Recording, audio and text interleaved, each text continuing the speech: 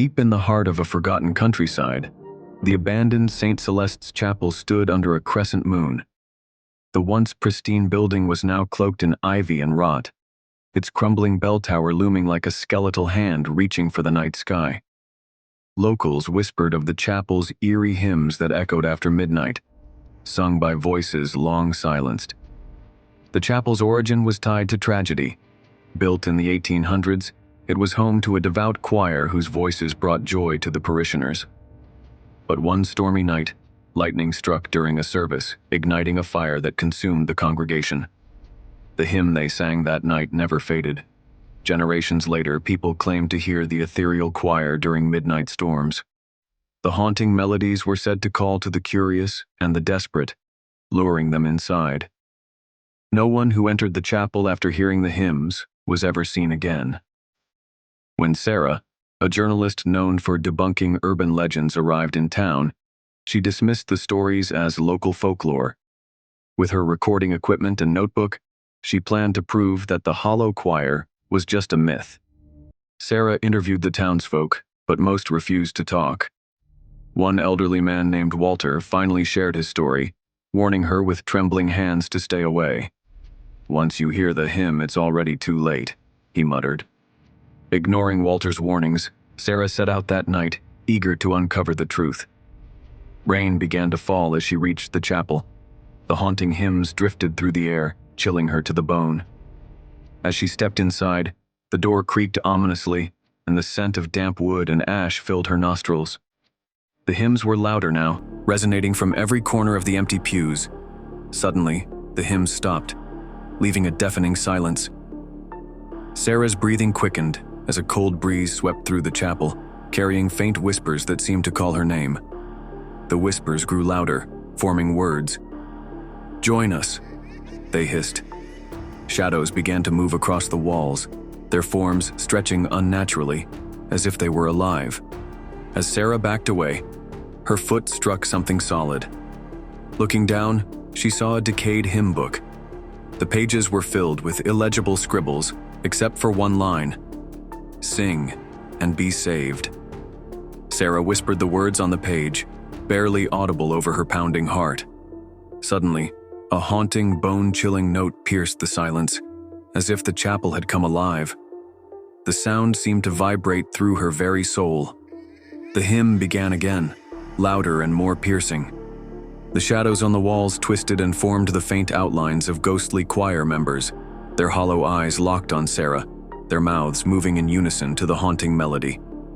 Sarah's instincts screamed at her to run, but her legs felt rooted in place.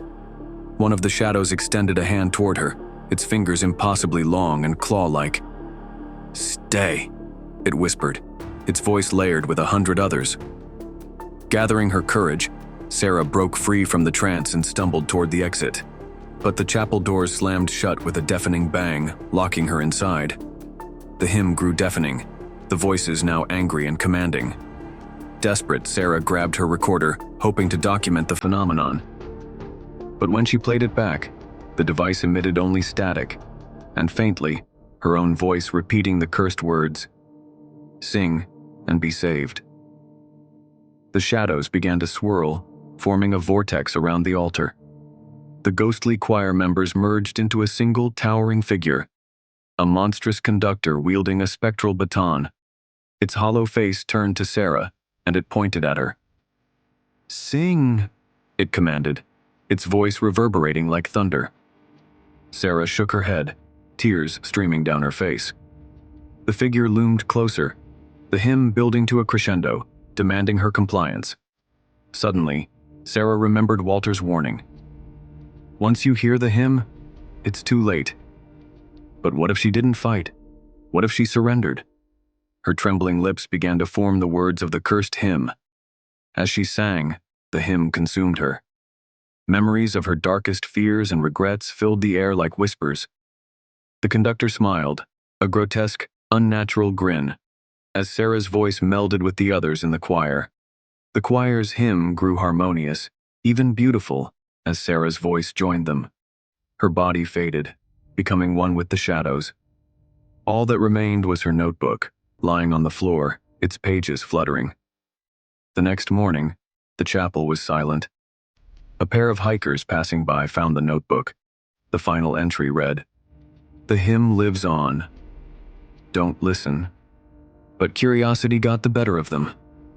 That night, the chapel's hymn began anew, louder and more haunting than ever. The cycle had begun again. Inside the chapel, the ghostly choir resumed its eerie performance, their voices weaving through the air like a sinister web.